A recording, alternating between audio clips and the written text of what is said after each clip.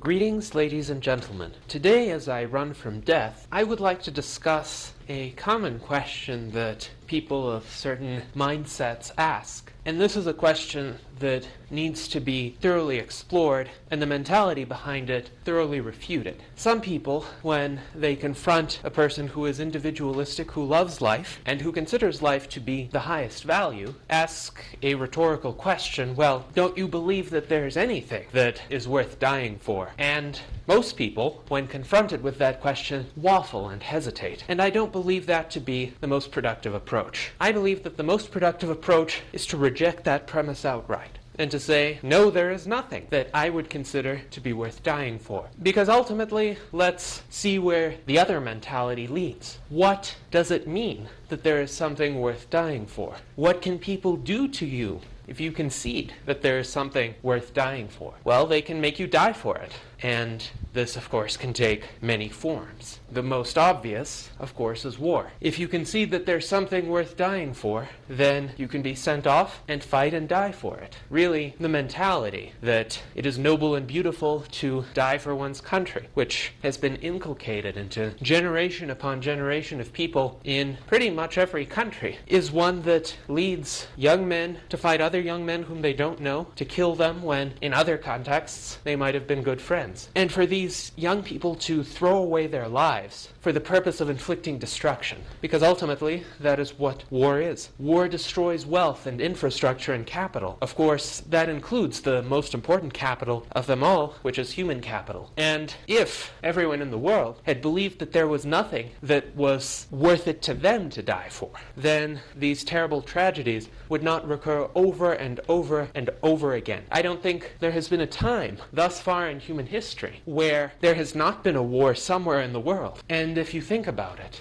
if you think about the tremendous devastation and suffering and disruption of human aspirations that wars entail, isn't that a colossal tragedy? Isn't that a confirmation that we are still living in the age of barbarism? There's another sense in which people often ask this question, is there nothing you consider worth dying for? And in those people's minds, the implicit answer is that some idea is worth dying for. It could be a great and noble idea like liberty. This is how some of these people interpret, give me liberty or give me death, the famous statement of Patrick Henry. For other people, it's ideas that I would consider less noble and glorious, religious ideas. Like, if somebody told you, renounce Jesus or I will kill you, then these people would rather martyr themselves to the faith. These people extol the examples of early Christian martyrs who got thrown to the lions or got hacked apart by gladiators or got crucified. And of course, there are martyr stories in other religions as well. Judaism, Islam, there are plenty of them.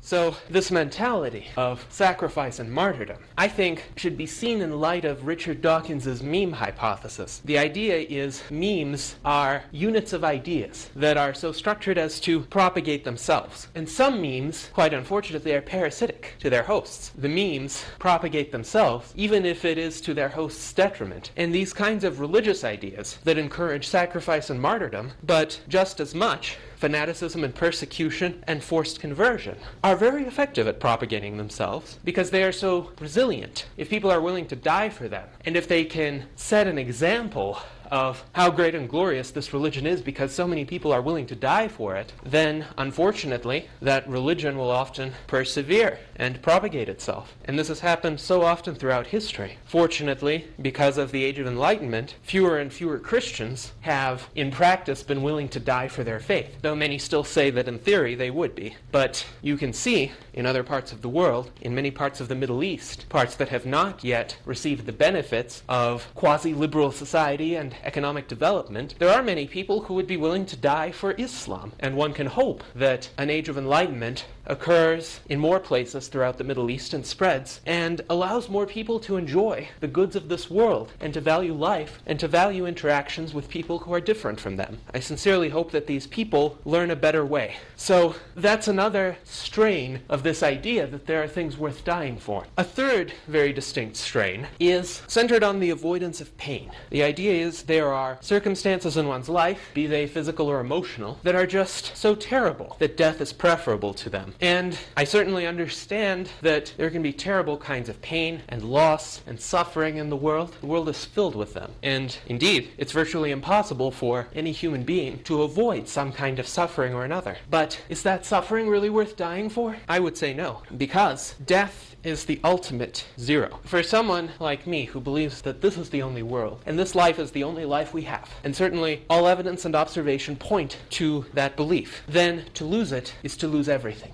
Even if you suffer, even if you've lost something, as long as you're alive, you still have something. Be it the opportunity to struggle or the opportunity to remember the good that you once experienced. And this even holds for people who are terminally ill, because at least they have a little bit left to live. And hopefully they can make something of that little bit. No matter how bad their pain is, no matter how limited their opportunities are, there's still something they can do and experience that might make the last few months or days of their lives worthwhile. I don't believe that even in that situation, there's anything worth dying for, such as avoidance of suffering. And indeed, the implication of that, of course, is I oppose any kind of suicide or assisted suicide. With self-inflicted suicide, I don't think there's much that people can really do other than persuade those inclined toward it to avoid it with philosophy or a reminder to the person of the values that person does have in his life. I think it's possible to prevent people from taking this terrible step. With assisted suicide, I think it could be prevented through law. But primarily, I don't want it legitimized through law, because having a legal right to die through the assistance of another is literally having the right to have another kill you. And if another has the right to kill you, then there's no more right to life. That, for me, is disturbing. And I see there being a slippery slope, where if one legitimizes assisted suicide, then there will also be cases where ending one's own life, instead of attempting to prolong it through medical interventions, will be the standard of medical practice. And physicians, especially those who specialize in this practice,